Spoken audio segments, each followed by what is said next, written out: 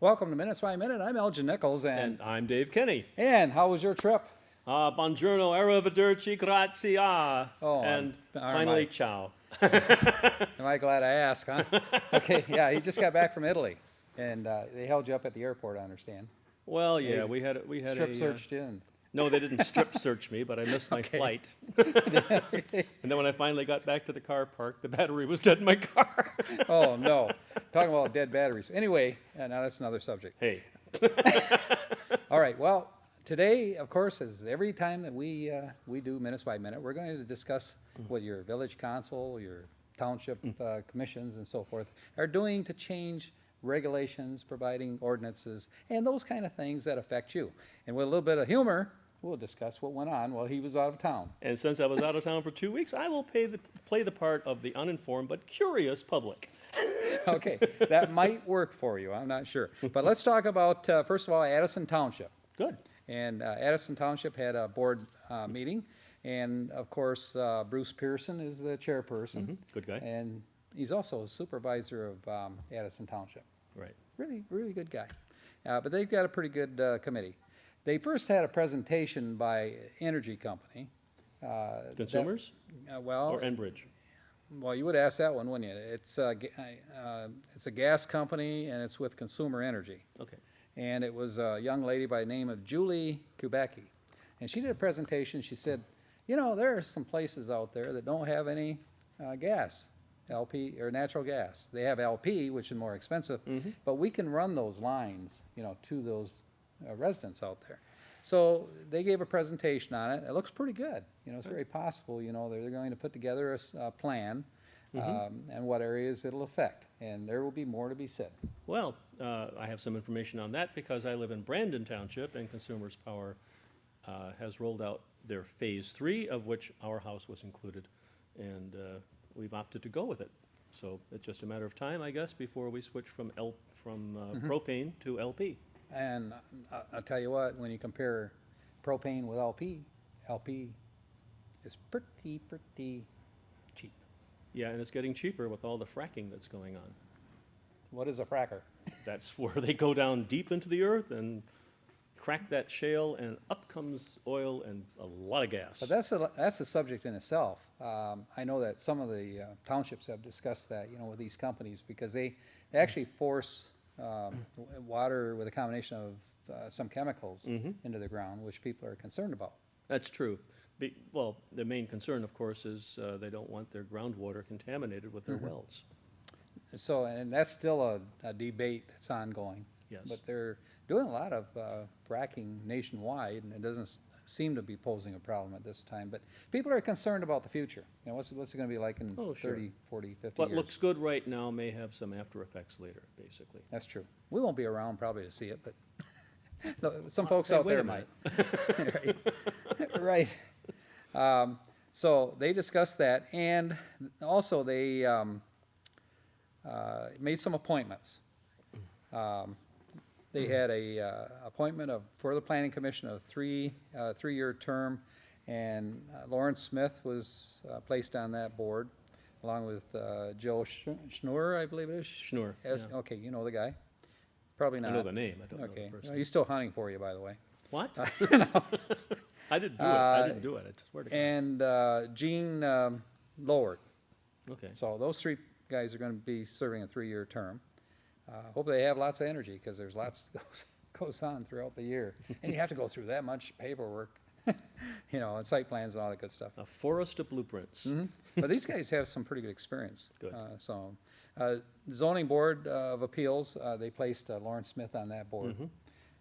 Normally, the Planning Commission will take one representative and put him on the ZBA. So he should be a good one on there. The Park Committee, let's see, they had a three-year term on that board with Pat Schur and Charles Pennington. Wow. Pington, P-I-N-G-N-G-A-N. I think it's Pington. Anyway, they're going to be on the park I'm board. glad you mentioned that because I have to make a lot of changes now to the OCC bulletin board that actually details who these people Oh, are. yeah, you do that stuff. Yeah. Well, you know, it's kind of amazing. Being on vacation, came back, couldn't even find the front door. No. But took you a day extra to get here. Well, I'm just like a little mouse in a maze, just trying to find my way again. I guess. Okay. So anyway, that's what's going on in Addison Township. They did approve a new furnace purchase for EMS. Let me see, Comfort King Mechanical is the company that they approved. Timely. Right. Considering. And considering everybody at this fire station, everybody was complaining, hey, it's kind of cold here. Can we build a fire? Oh, wait a minute, we're firemen. We can't do that. Okay, we put out fires. Okay, so At least we anyway, can warm our hands. yeah, so they're gonna give them a new furnace, which ought to make them Good. nice and comfy. That's good. The only thing is, they'll be too comfy, they won't wanna come out. No, Maybe. but you want those guys to be in a good mood when the Oh. alarm goes off. I'll tell you, they're pretty good guys, and they're all voluntary, you know, Yeah. and they have some They have no permanent fire people there? Fire Outside of the chief, chief? fire chief is permanent. I know they've got an awful lot of volunteers. I think it's primary volunteers. And by the way, remember we said, you brought up the question before you went on vacation, is Metamora, is it part of Oxford Oxford Township? Township? It isn't, is it? It is not. I didn't think so. It's part of Lapeer. How come you didn't say something? Well, you seem so sure yourself I wasn't going to go there. Well, I questioned myself after that, and I said, yeah, that can't be right. I'm new here, but give me a little credit there, I guess. And, but it seemed like it was, because it's not very far from us. No, it isn't. It's right on the cusp of Oxford It Township. is. The Okay. cusp. How's All that? right. Okay, so we've covered that again. I was wrong, but you weren't right because you didn't say anything. Yes! No, never mind. Okay, otherwise it would have helped. Let's see now, what else have we got? That's pretty much with Addison Township. So let's discuss another little area. Oh, one more thing I want to mention about Addison. Addison has a requirement for Meals on Wheels drivers, and they would like to have help. So you out there that have an hour a week available, or maybe an hour every 2 weeks, contact them at 248-628-3388, and they'd love to have your help. That is a great service, by the way. It is, yeah. Well, do you use their service, or? No? Not No, yet. this out of your area. You're in Brandon, that's right. They don't have it out there yet, do they? Darn it. Okay. That being said, when we come back in just a moment, we'll be talking about the village council in Oxford. Hey, are you up on the?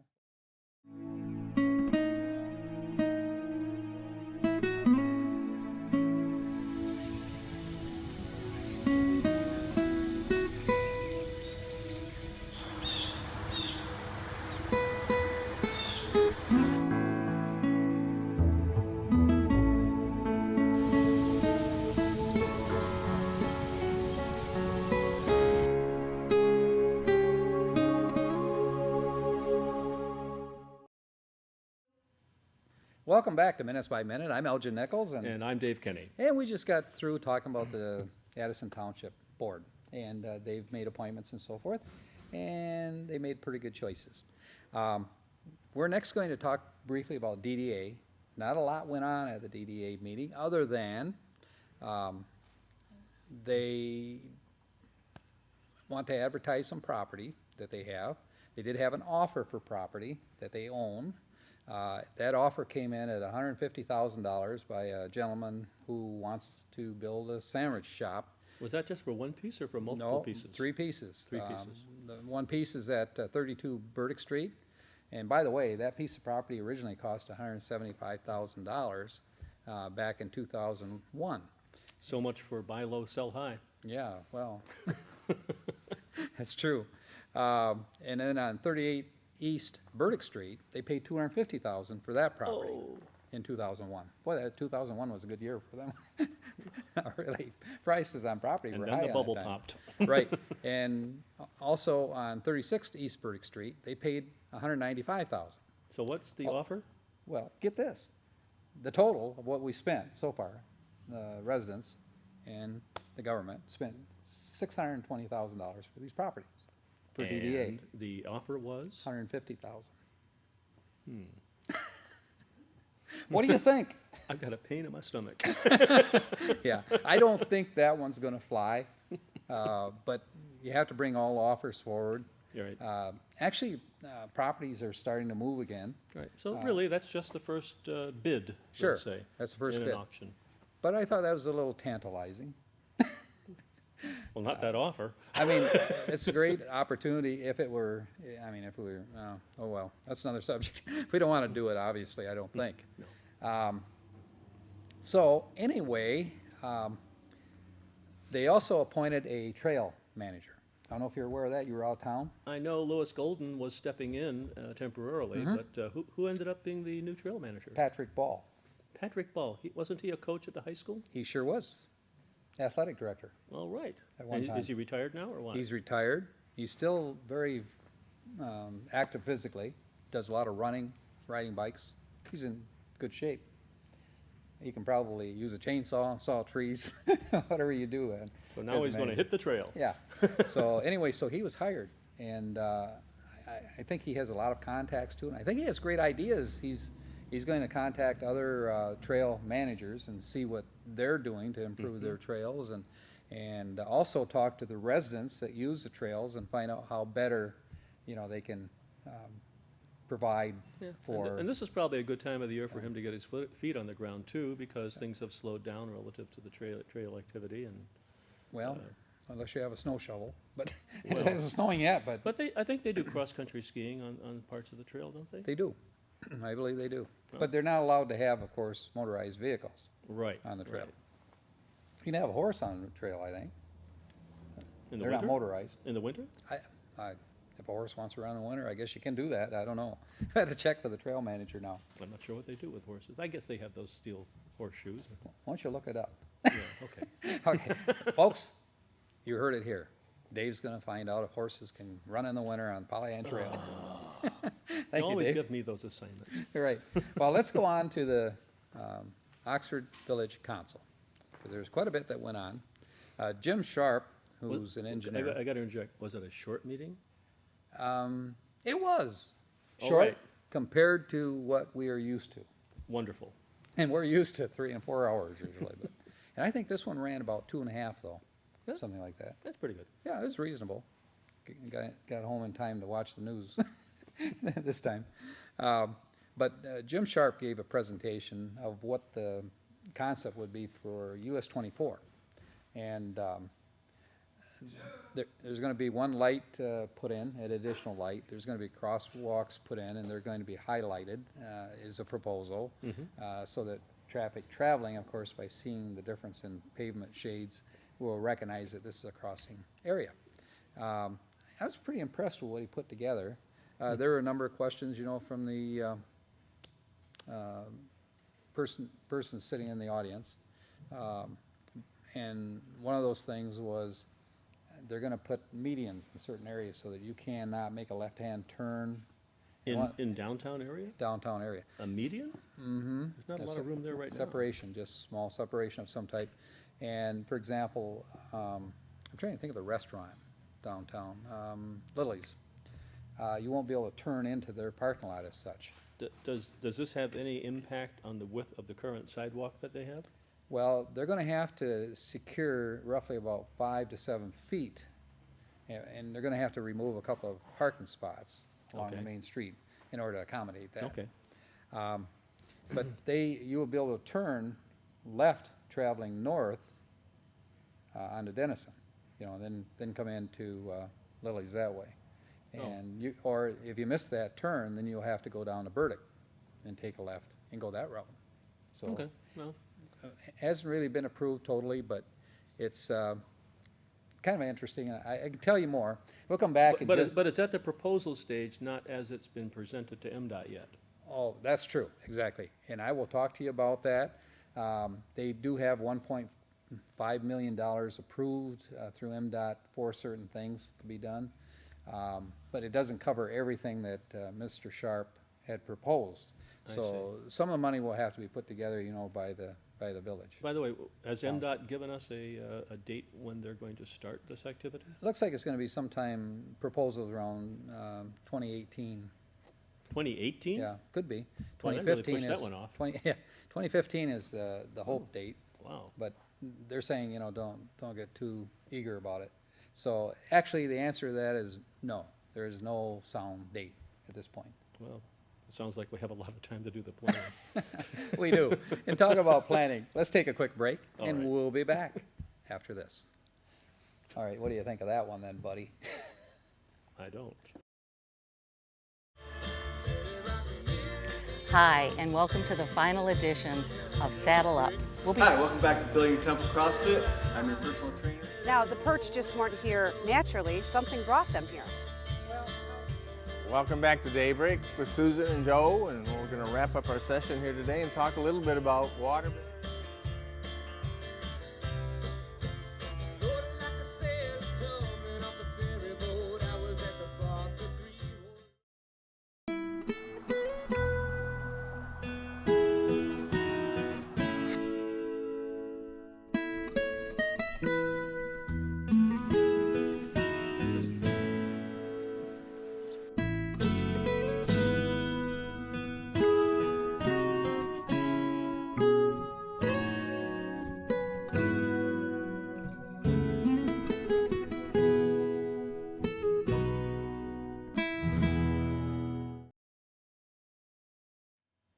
Welcome back to Minutes by Minute. I'm Elgin Nichols, And I'm Dave Kenny. and we were talking about the village council and what was on their agenda. And we're talking about MDOT, and there's money available, and when the proposal is going to be to the point where they're going to stick a shovel in the ground and make changes. And it seems like the time schedule has been advancing all along. I thought it was 2014 about 3 or 4 months ago. Now it's 2018. Yeah, but just keep in mind, this is all conjecture. They're not sure yet. They haven't really taken the proposal to MDOT. There was an initial presentation to them, but these particular changes are not included at this point. So they want to come with one package. All right. So that MDOT isn't going to be upset in the fact you keep coming back with changes. So Good. that's a good thing. Did a great job of presentation, Jim Sharp did. So he of course is the engineer for township also. Oh, Most people don't know that. Call to the public for agenda items. They had some correspondence from a gentleman who said that he was against going with the rental, or not the rental, but the rental the rental inspection? inspection program. Totally against it. He's done some research and discovered that, it isn't what it should be, that when an inspector comes in, they will inspect They've and been- find something regardless if they need to or not. They've been dipping that in and wringing it out for Yeah, over a month or so now, haven't they they? have. But what most people don't know is that the state of Michigan has a bill before them that will do virtually even more than what they're asking here in this particular ordinance. And the state trumps the village. It does, it does. But another bit of information is the fact that the Home Builders Association of Michigan, who's a very strong lobbying group, is opposed to this program, of course. Well, Right. that's understandable. Yeah. And the reason why they are opposed to it is that you have to, with honor, tell people, the government, the village, that you have rentals, and you have to register. There's a gray market in that, isn't there? There is. It's working really, really well for the gun control. Well, So, that being said, we don't think that people are a problem and aren't keeping their rentals up to par, and they are fire hazards and so forth. We don't think those people are gonna jump up and say, hey, here I am, come in and inspect me. So I don't think it's gonna happen. So that was a negative thing, and there were several people that stood up and talked about that. One gentleman spoke, and it was actually Buck Kreideman's son, very, very well spoken. And he said that there isn't a home in Oxford or the surrounding area that there couldn't be one violation at least found in that home, if not more. And so here, he feels that they would be singling out the rental people, as opposed to the homeowner. Why don't they impose this type of ordinance or regulation on homeowners too, that they have to have inspections. So his point was pretty well taken. And of course, he owns a rental, and he has built a rental, and he talked about how he did everything according to code and so forth, and his building is up to code. He would have no problem people coming in, and checking it. But there's the other thing.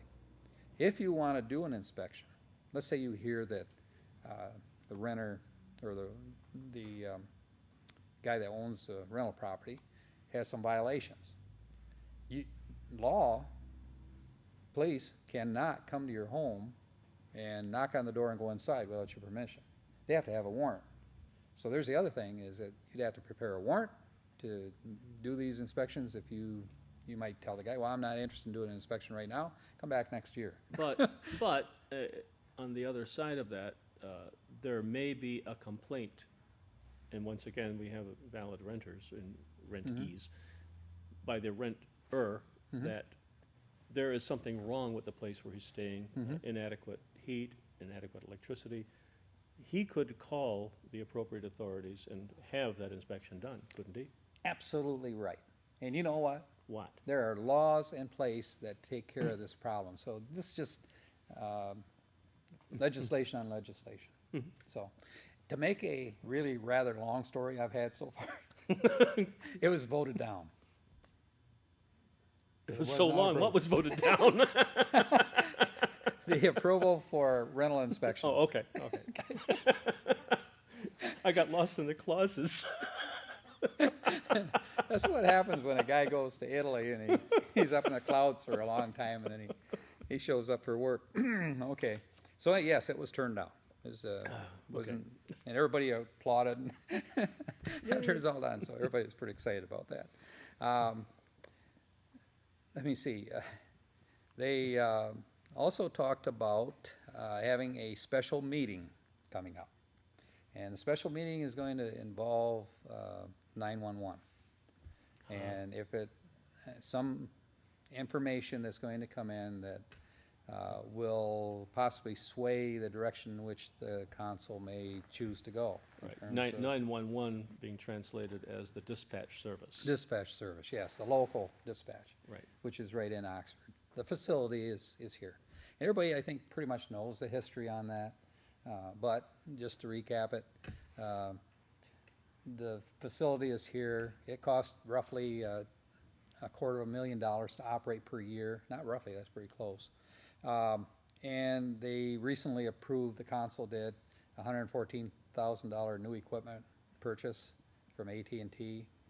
And also they signed a maintenance agreement for $8,000 a month, to maintain this, to maintain this system.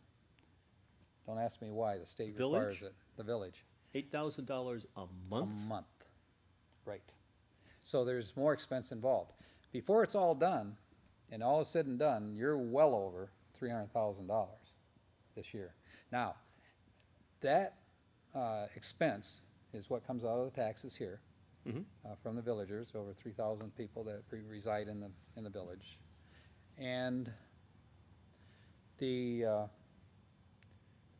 outcome of that would be, we could, if it wasn't approved, we would go to the county.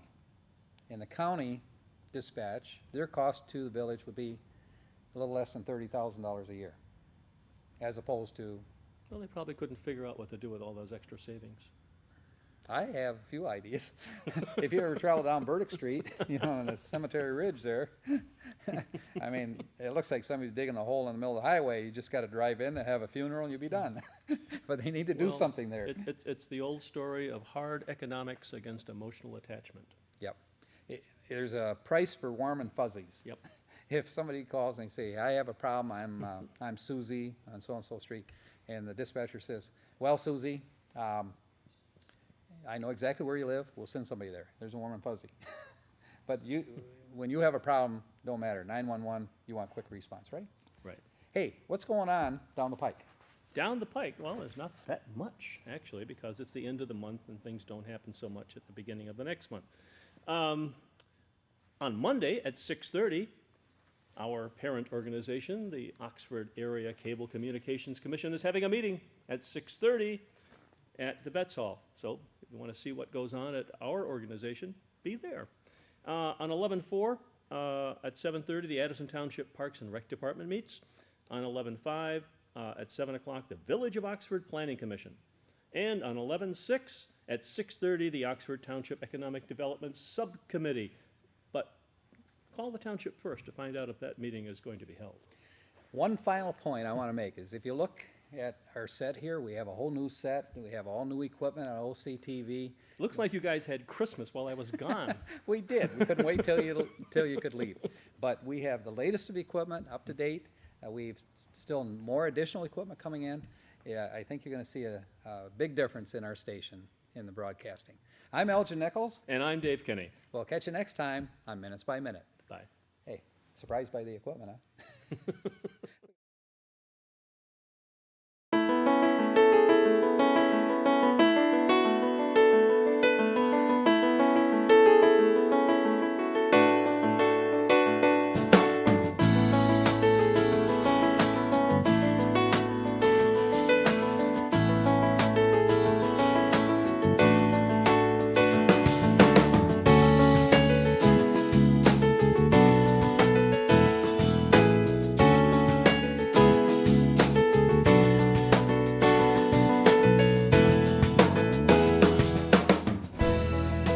At Oakland County Parks and Recreation, we value what you value: family relationships, community connections, good health, environmental stewardship, and economic stability.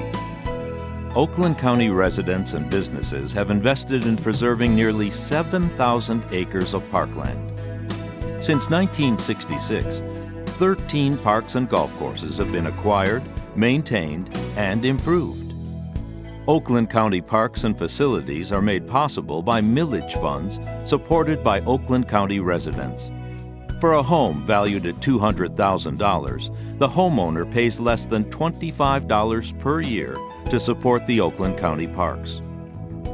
With every generation, families create lifelong memories at Oakland County's award-winning parks. From exciting summer escapades and stories around the campfire to brisk fall walks on wooded trails and snowy winter outings, the outdoors beckons year-round.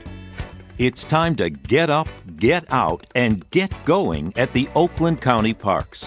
Active recreation options abound. Cross-country ski or mountain bike on tree-lined trails. Scale the rock climbing wall. Get your kicks with soccer at several sports fields. Row or paddle a boat on 4 picturesque inland lakes. It's an easy journey. Most parks are just a short drive away. A quick tip: all our parks and golf courses end in Oaks. To find your favorite, just go to destinationoakland.com. Click to pick Oceans of Motion water parks at Red Oaks and Waterford Oaks, the Wint Nature Center at Independence Oaks, Teen Adventures, and even entertainment to go. When outdoor adventures on your list, there's fishing, beaches, boating, playgrounds, and seasonal hunting. The campgrounds at Addison Oaks and Groveland Oaks feel like being up north with plenty of recreation options. Want to get fit? Hit the trails. Oakland County Parks boasts more than 68 miles for strolling, walking, hiking and running, biking, or horseback riding. If the links are your lure, 5 golf courses, including Premier Course Lion Oaks, are conveniently located. Make Glen Oaks or White Lake Oaks your home course. Get an up-north feel at Springfield Oaks, or play a quick 9 at Red Oaks. Our recreation lineup rocks. Learn to swim. Experience an outdoor adventures camp. Take the fast track at BMX, or gain new lifelong skills. Everyone's included. Individuals with disabilities participate in dozens of adaptive opportunities, including a new fully accessible playscape, modified golf carts, and annual events. There's always something special going on at Oakland County Parks, whether it's a classic car show, the Oakland County Fair, a senior golf tournament, or the Ellis Barn Festival. Being green is an everyday practice. with nature interpretive programs, wildlife habitat protection, reduction of invasive species, and stormwater management.